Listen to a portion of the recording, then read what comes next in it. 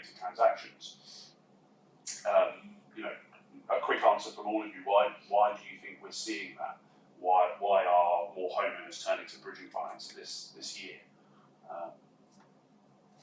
Chris? Well, we've probably where we've seen a lot is more not necessarily people trying to rescue themselves out of it, but seeing an opportunity where they can add on to their existing loan, and they might have some development works they're finishing off and putting a second charge. I know everyone was saying the hit ratio was low on the regulated side. For us, it's actually quite different. When we get a regulated deal in, they all seem to go through. They all seem to be successful, where the higher risk unregulated deals are not. But yeah, we've seen clients utilise it. There's a whole tape to go around here, but I'll stick with the second charge and doing home improvements and creating an opportunity when something isn't yet mortgageable at the moment, but will be in 6 months' time. I think it's mortgage rates versus bridging loan rates. That's what we had last year. Opportunistic buyers and long sales cycles. Okay. Sammie? I think people heard off from COVID and were worried, thinking that things were going to stabilise, and although they have, a lot of them are biting the bullet now. We've got a lot of interest-only mortgages coming to an end, fixed rates coming to an end. Well, I think bridging is no longer a last resort, is it? And as we've seen with some of the pricing through this year, it's not a price play for bridging. I get that, but there have been times where it's actually made sense to use bridging as a way of actually hedging the future market. We've seen rates 0.6, 0.7, 0.8 at times. So the annualised rate has actually been not too far away from where some of the other pricing would be. So again, we mentioned before about seeing a different kind of customer profile, but it's not a last resort product. And there's been times where the pricing has actually been pretty strong through this year. I think I touched on this earlier.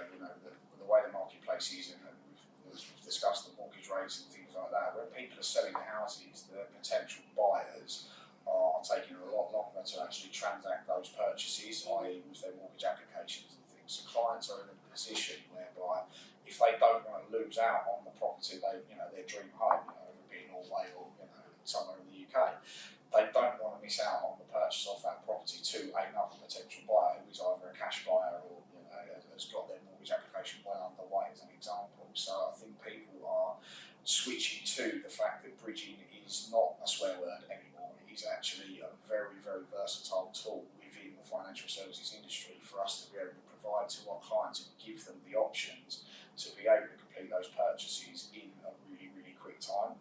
And again, putting them into a position where effectively they are a cash buyer. Yeah. A vendor is going to be in a position where they're going to prefer to sell to somebody who is in a position where they're going to be able to complete quickly, as opposed to someone who's going to have to go through, hoops and down a rabbit hole in terms of a mortgage application that ultimately could end up with them, not actually fitting affordability. Yeah. Later down the line, and then the clients lose their buyers. And I think there's been a lot of that has happened over the course of the last sort of 6 months, especially, whereby buyers have been in a position, or our clients are, we've got a sale going through, and then all of a sudden the rug's been pulled because mortgage lenders have changed products or criteria or increased rates, and the buyer of that property is then no longer able to actually complete on that purchase. So I think that has been a huge thing in terms of why we've seen an increase in that regulated bridging space. I think COVID's also helped that as well, though, because during COVID or during that time, people that are selling houses didn't want anyone to come to their house to actually view it unless they were perceivable buyers. Yeah. And that's why there was an uptake in that activity. Yeah, absolutely. And I think estate agents have been very, well, that's another dirty word, but I think they've really cleaned up the act, and they're now on top of it in terms of what people are actually looking for when they're actually selling a house, and they're doing a lot more validating, and that's become more noticeable as a broker, because we've had a lot more estate agents call us and say, right, okay, are these guys finance ready? What can we do? It's only a limited amount of information you can actually give to them, but it has really helped, and it's made buyers be a little bit more serious.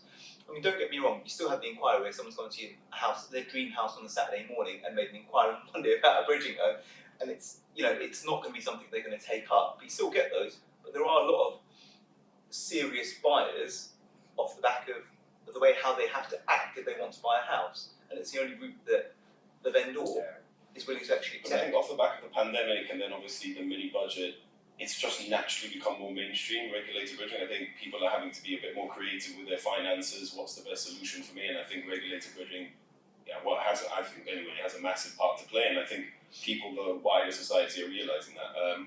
But also, I agree with Chris. We've seen definitely uptick this year of light refurb, heavy refurb, people using their own sort of main residences to do works, and then sort of similar to what you said there, waiting 12 months to see if interest rates cool down to get refinanced in 12 months' time, sort of buying their time. So I think that's it's a bit interesting of as well, because you look at the journey of a purchaser at this moment in time. The Halifax price index came out this week and obviously said that value and prices were down. Yeah. The reality is, are we seeing more and more people turning to improve their property, because when they look at the wider property market, It's not the best time they to sell. don't see the value there at this moment in time.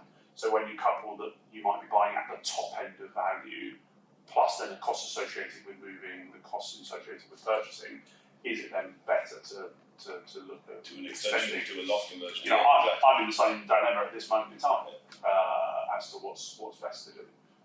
So maybe that's again why people are looking at diverse funding structures to be able to support them with an extension, with that improvements to their properties. And I think they're thinking about it objectively from that perspective. I think you're right, because the use case for bridging has actually changed.